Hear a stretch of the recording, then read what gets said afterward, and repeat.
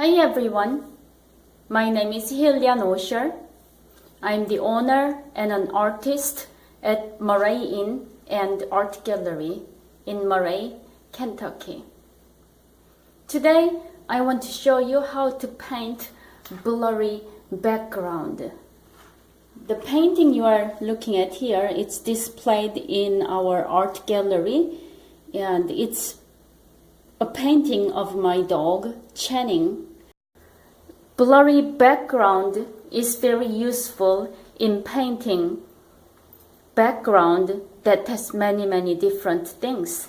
So you just blur the whole thing and people will focus on the main area where you want them to focus on. Okay, now I'm ready with my brush and colors. I have white,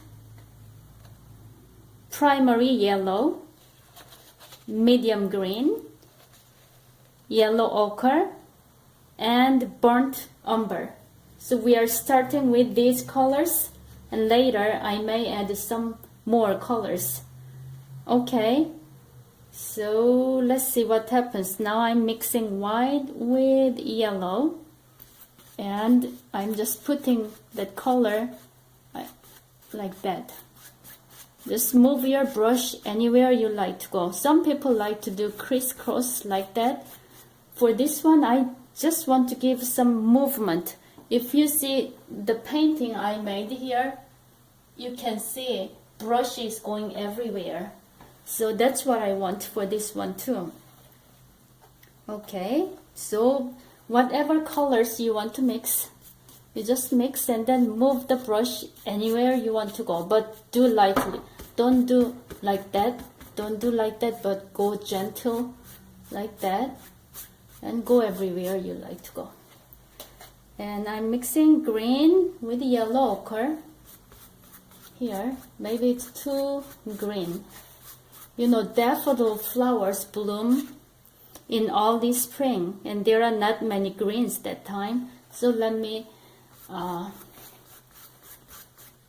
tone down the green using some burnt umber and yellow ochre.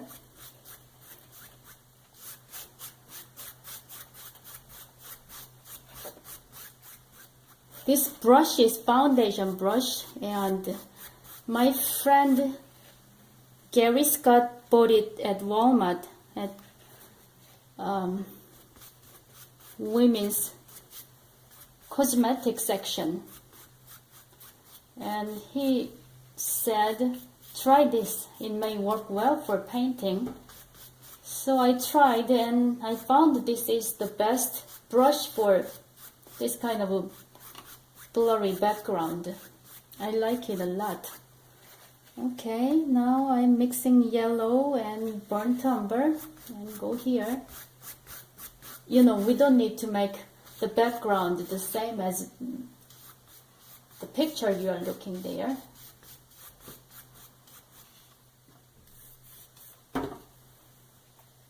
And it's impossible to make it the same.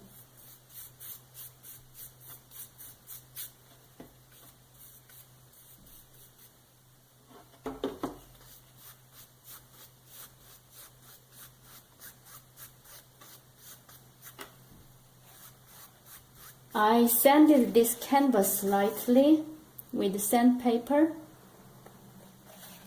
and usually when I do background like this, I do 2 coats. So this is the first coat now, and later we are going to have another coat to make the background more smooth. And the colors may change later. And this green you are seeing here will be pushed behind and covered by other color, but you may still see the green showing up, which will be really beautiful. And the same thing here and there. Other colors here I put down may show up somehow, and it will make the background look more interesting. Okay, just mix any colors you like, and general rule is for this one you may want to have lighter colors on top and somehow darker colors on the bottom to indicate there's dirt on the bottom, and as you go up there are maybe more daffodil flowers or some weeds in the garden, something like that. Okay, it's working well. Now let me use more burnt umber. Here, this area, I'm putting a lot of burnt umber. Just move the brush anywhere you want to go. I know some artists don't paint edges of the canvas. I usually paint edges of the canvas. Probably it's because I'm somehow perfectionist, or I don't know. That's just my choice. I'm happy that way. Okay, now I'm mixing burnt umber with green. Okay, let me pick up this a little so I can do the side of the canvas.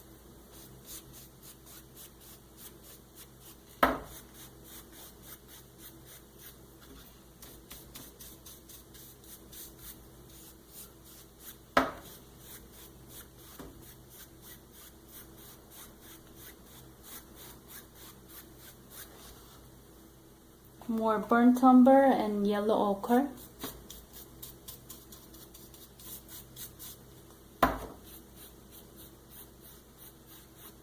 Okay, now you put it upside down, and I'm mixing several different colors, whatever colors. I have yellow, medium green, yellow ochre, and burnt umber, and see what happens here. See, when I do this, I don't mix colors in the palette. I just dab my brush into several different colors and bring it to canvas without mixing. And I just put it down there like that. And let me put a little more burnt umber here. If you don't have a burnt umber, you can use dark brown. And for yellow ochre, if you don't have yellow ochre, you just find any color that's close to yellow ochre. You just have fun. You don't need to be so exact about everything, unless this painting is supposed to be so exact about something. And this demonstration is not about making something really exactly right. You just enjoy doing what you're doing. Okay, now first layer is done. So now I'm going to use hair dryer and dry this first layer, and we'll see you again. Okay, I'm back. It's dry. Some people may ask why I use the hair dryer. Because acrylic paint shouldn't be touched when it's halfway dry, because the paint is going to peel off and it's going to make a huge mess. So it's a good idea to dry it when it's halfway dry, or if it's nearly dry, you dry it using hair dryer, or wait until it naturally dries and then put second layer. Okay, where's my paper towel? Okay, here it is. Okay, now I am cleaning my brush with water, and I remove water. And second layer, I'm going to add a little more white, and the yellow here is too yellow, and I'm going to mix a little green, just a little green, and then white to make it like close to lemon yellow or so. Okay, it was too green, so let me mix a little white and a little more yellow and go over. Just move it anywhere you like to go. Just like that. Okay, now a little yellow ochre and a little white.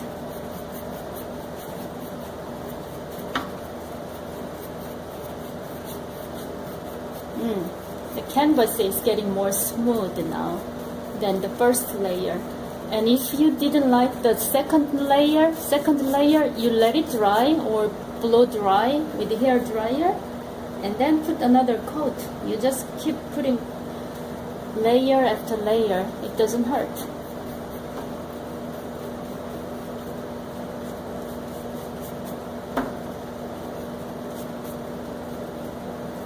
Oh, and one more thing to know. Acrylic paint dries darker than what you see now. So when it dries, everything is going to look a little dark. So make it accordingly. Well, sorry about my bad grammar. Sometimes I need to think a lot before saying something. Well, what can I do? English is my second language. Sometimes I feel more comfortable with my second language. My first language is Korean, but I don't use Korean every day. I use Korean only when I talk to my family and friends in Korea, which is not very often. So sometimes I get into more trouble when I speak Korean. I'm sorry, my fellow Koreans. That happens that way.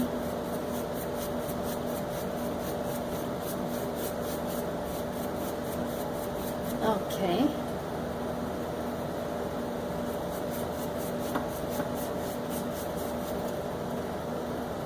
Okay, a little yellow ochre and white.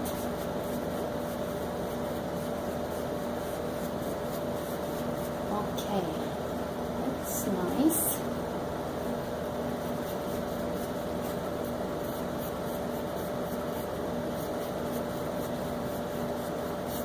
Maybe this area is too bright because we want to make one area in the background very bright and the rest is going to be a little less bright, as if there's sunlight. I just like it that way. So I darkened that corner a little.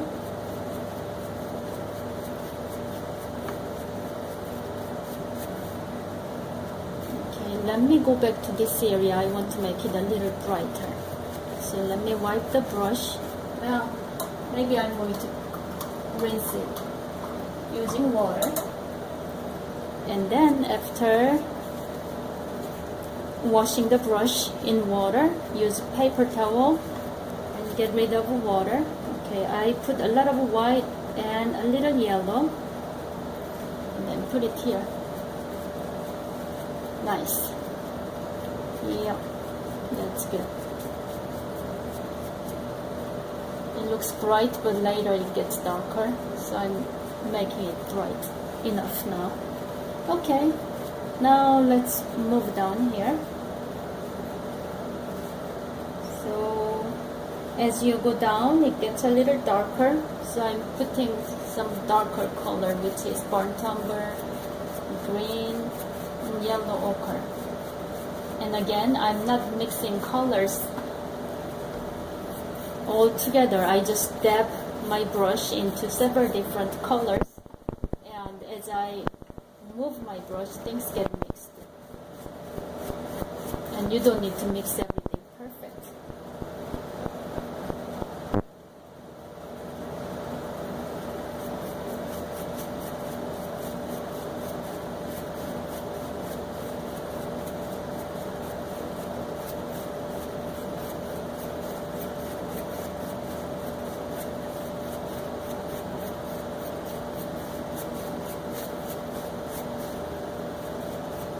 Okay, now let me turn the canvas around so it's easy to work on. I have green, yellow ochre, and a little burnt umber. Oh, there's a little mess. That's halfway dried paint came out of the tube. Probably I didn't close the cap tight last time, so it was halfway dried, close to the cap. Okay.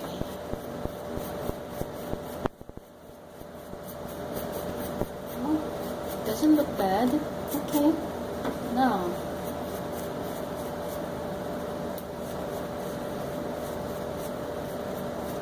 Okay, now turn it this way. And as you turn the canvas around, it makes your brush stroke going into several different directions. So it makes the painting more interesting, you will see more movement that way.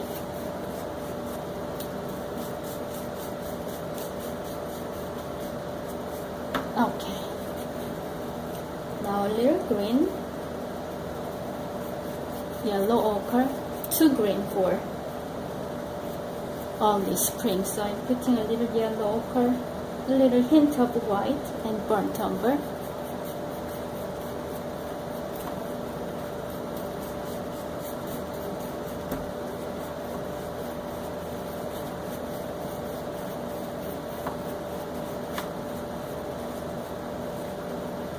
Okay, now we turn it this way.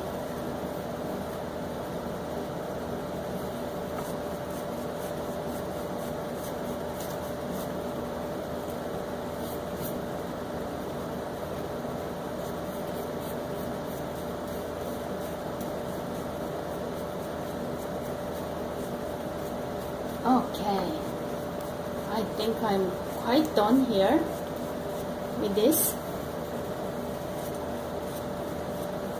When you think you are done, don't mess too much. You may make some mess. Now I see the paint is still kind of wet, so I touched a little, but if it gets too dry, if you touch, you may make a big mess.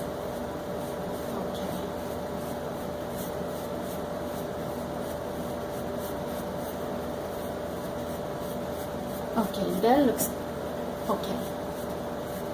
Oh no. Oh no. What did I do? See? I told you. When you feel you are done, don't touch too much. Otherwise you make a big mess like that. Okay. Well, mistake. You know, have you seen Bob Ross? He says, there's no mistake. What did he say? There's no mistake, but oh well, anyway, I just forgot. Happy accident.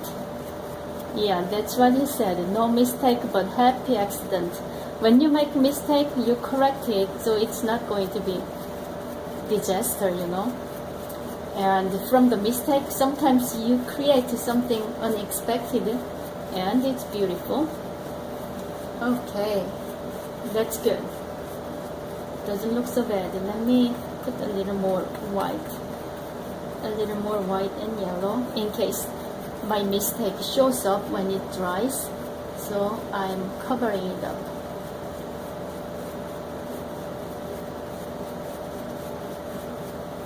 That's good. That's good. Well, I keep saying that's good, but I keep moving my brush. Well, it's fun. Done. I'm done. Okay. How do you like it? Later, if you don't like it, you can fix the background. I may put a little burnt umber and some reddish color here and there and make it similar to that original, or just leave it that way. It's all up to you. It's your painting. Okay. And right now we are done with this background, but sometime later I am going to have a video instruction on how to paint daffodils, and there will be another instruction on how to paint a dog. So this one is like a 3 parts. 1, painting background.